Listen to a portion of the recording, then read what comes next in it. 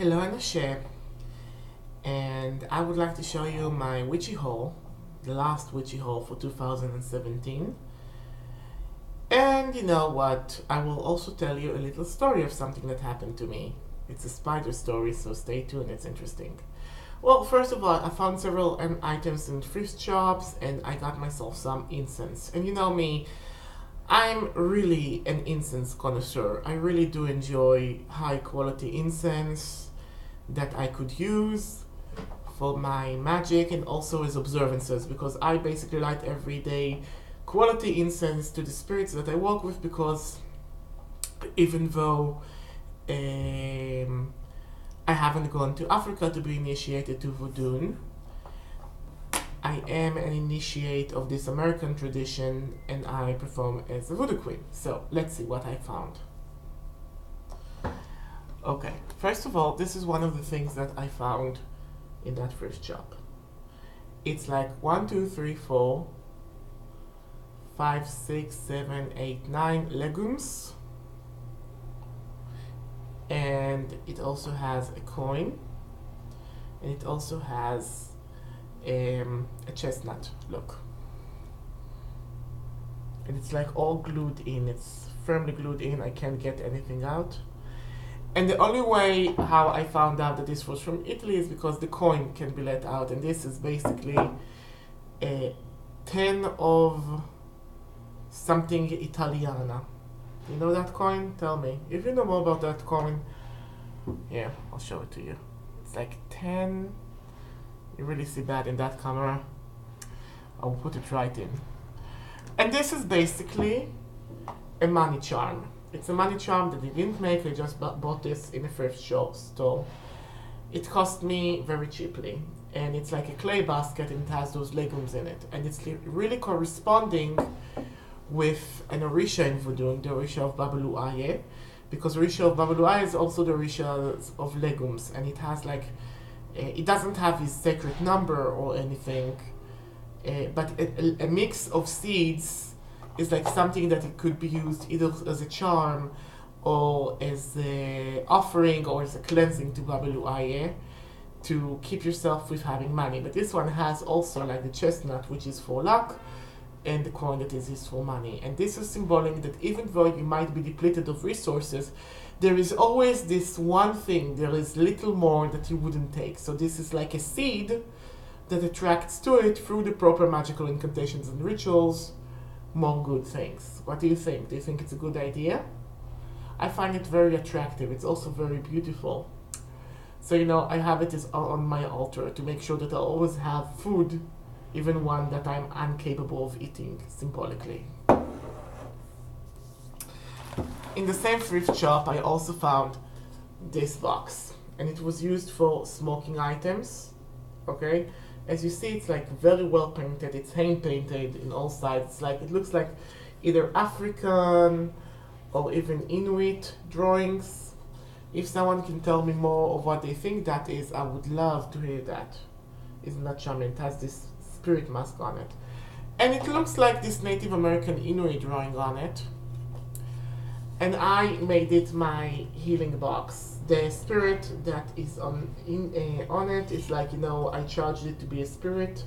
I consecrated it, and now I put inside items and dolls of people that I would have healed mentally or physically from all sorts of ailments.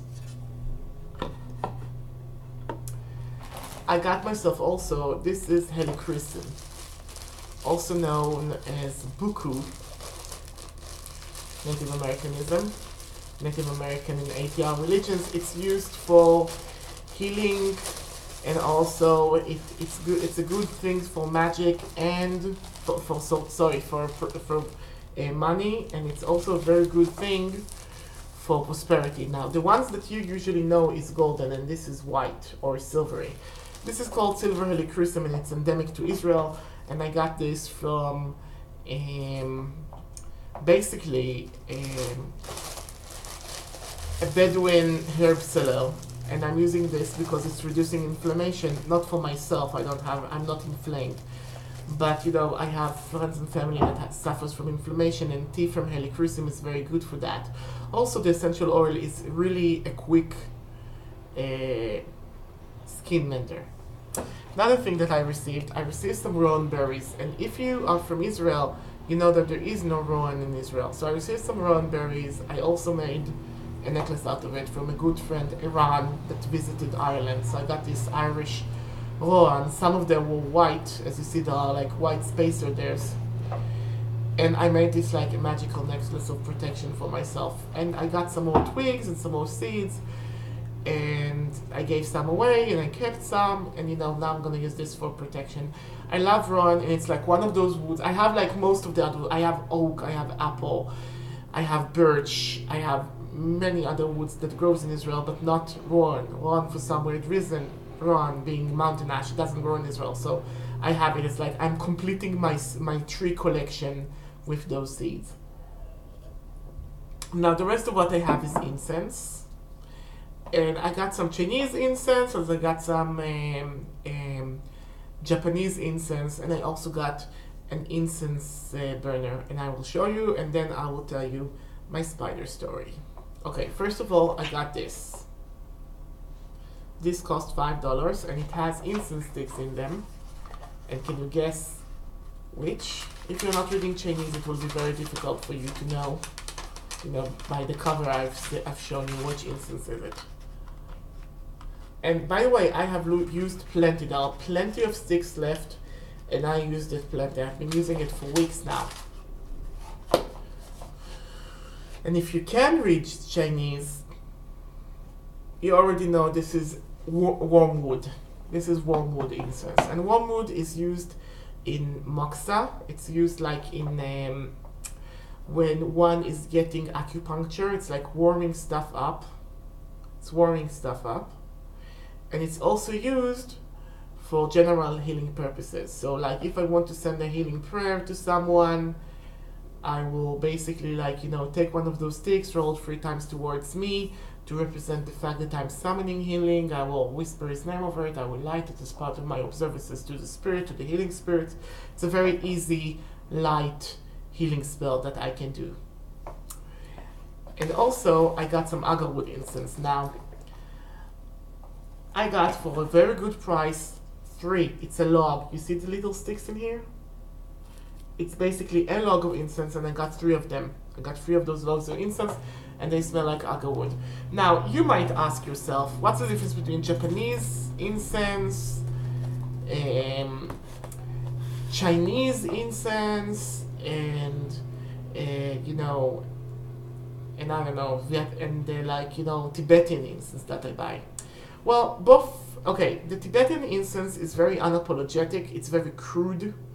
Okay, it's very if it's an incense that smells like valerian, it will smell like burnt valerian wood. This is what it's gonna smell like. But it will be in a stick that was mixed with some burning materials. It will be basically a stick of herb that gets burnt. It doesn't aim to smell nice. In no way does it smell nice. Now, the Japanese incense also smells natural, but they would select the nicest piece of wood that smells like nicest.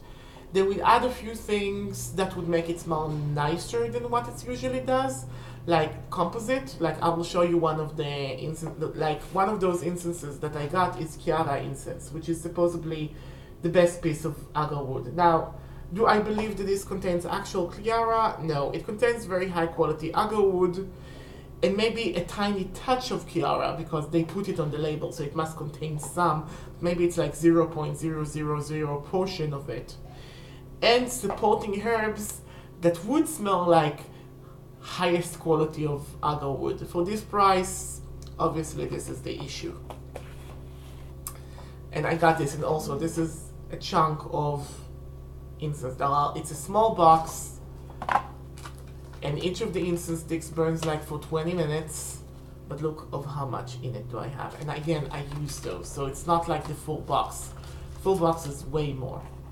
By the way, if you want links to any of those incenses, tell me in the comments below, and I will provide them where I got them from. I'm not promoting the websites. I just got those as a private person. I paid the full price, and I'm enjoying these, okay?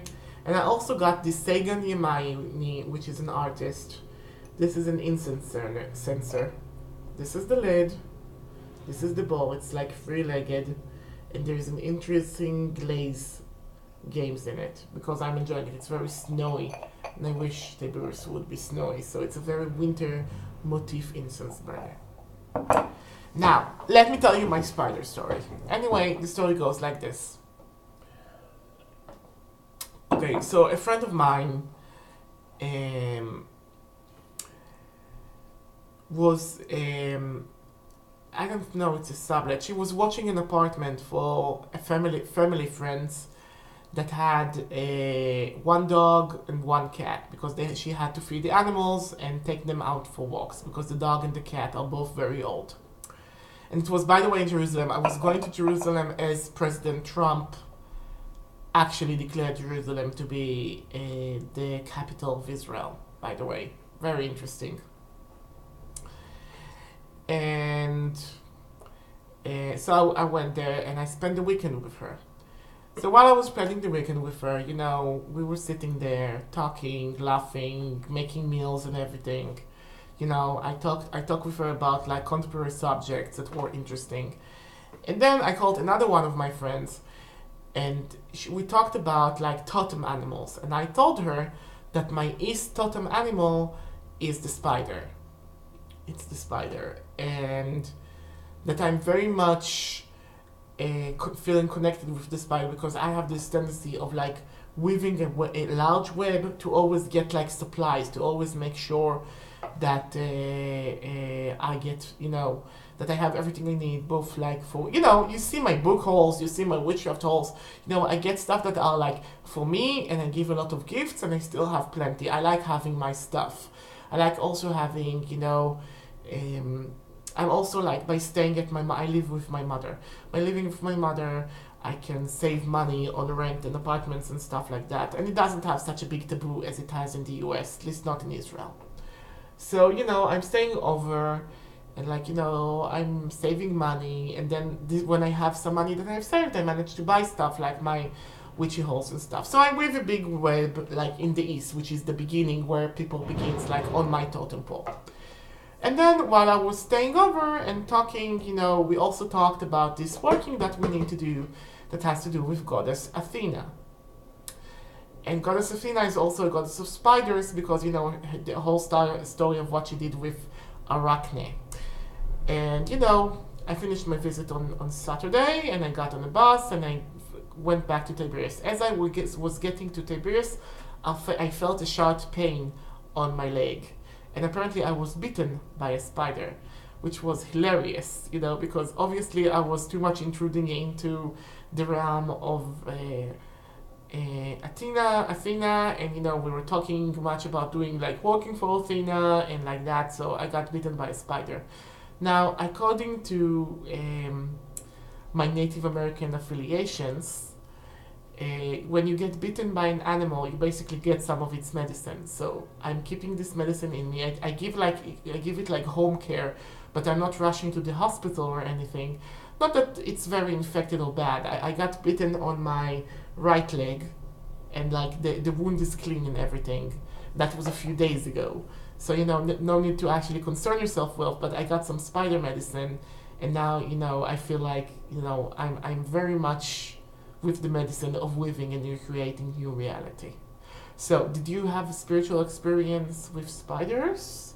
Do you want to say something about my story that is very interesting? Tell me below.